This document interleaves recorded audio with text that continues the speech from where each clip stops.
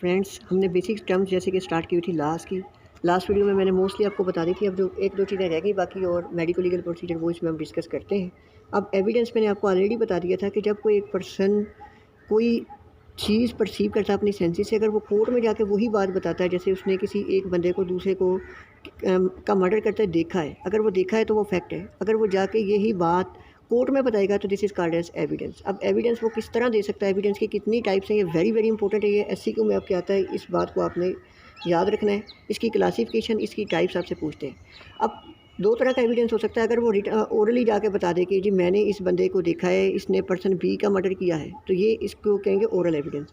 अगर वो documentary form में, कोई स्टेटमेंट की फॉर्म में, कोई बुक की शक्ल में लेके जा रहा है, तो this is called as a documentary evidence. Documentary primary भी हो सकता है, सेकेंडरी भी। जैसे अब लेट्स सपोज मैं एक डॉक्टर हूँ, मैं अपनी ऑटोप्सी रिपोर्ट बना के ले गया हूँ, तो this is called as the documentary evidence. लेकिन कौन सा, क्योंकि मैं खुद लेके गया हूँ, प्राइमरी एविडेंस।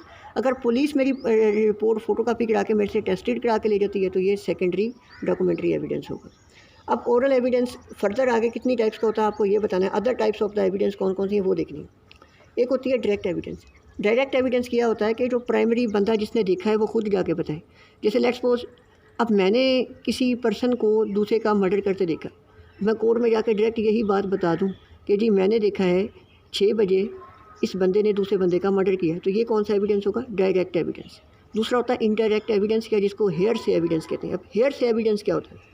हेयर से एविडेंस क्या होता है कि इनडायरेक्ट एविडेंस, यानी कि जो पर्सन एविडेंस दे रहा होता है, जो बात बता रहा होता है, उसने खुद नहीं देखी होती। जैसे लेट्स सपोज अब मैं कहूँ, मुझे मेरा भाई आके या मेरा कोई दोस्त आके बताए कि यार फ़लाँ जगह पे एक बंदे ने दूसरे का मर्डर कर दिया। अब मैं कोर्ट में जाके कहूँ कि मुझे मेरे दोस्त ने बताया है कि फ़लाँ जगह पे एक बंदे ने दूसरे का मर्डर किया, तो this is called as hearsay evidence, क्या इनडायरेक्ट एविडेंस, क्योंकि मैंने खुद परसीव ही नहीं किया, खुद देखा ही नहीं, मैं मौके पे है ही नहीं था, तो ये इनडायरेक्ट एविडेंस है, हेयर से एविडेंस। हेयर से evidence is not permissible in court of law. ये परमिसिबल नहीं होता। डायरेक्ट एविडेंस परमिसिबल होता है, हेयर से नहीं होता। अब इसकी एक्सेप्शन, हेयर से एविडेंस जो होता है ना, ये परमिसिबल नहीं होता है इन कोर्ट ऑफ लॉ।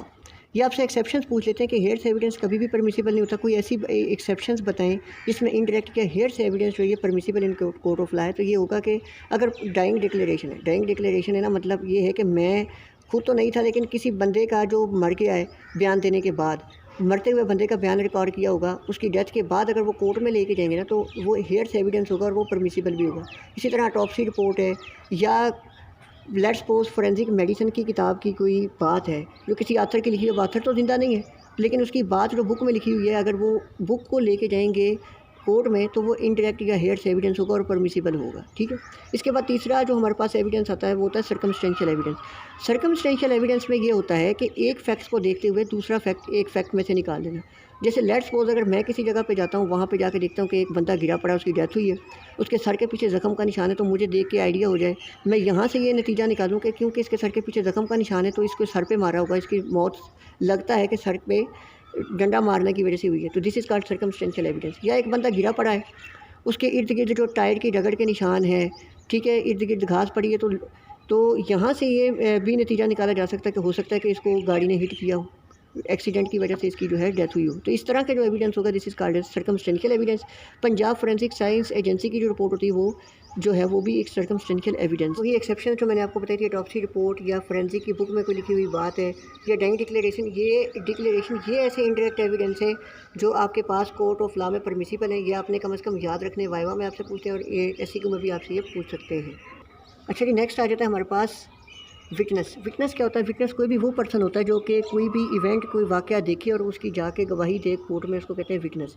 अब विटनेस की टाइप्स जो है ये इंपॉर्टेंट है, ये आप जल्दी से बता देता हूँ आपको। कॉमन विटनेस वो होता है आम पर्सन, कोई भी, जैसे अब लेट्स सपोज आम बंदे ने कोई भी किसी जगह पे डेड बॉडी गिरी देखी है, उसने उसकी देखा कि चेस्ट पे जो ज़ख्म का निशान था, तो उसने जाके इसी तरह बताया कि मैंने फ़लाँ जगह पर इतने बजे डेड बॉडी देखी थी और उसके ना चेस्ट पे ज़ख्म का निशान था, बस उसने यही बताया, कॉमन।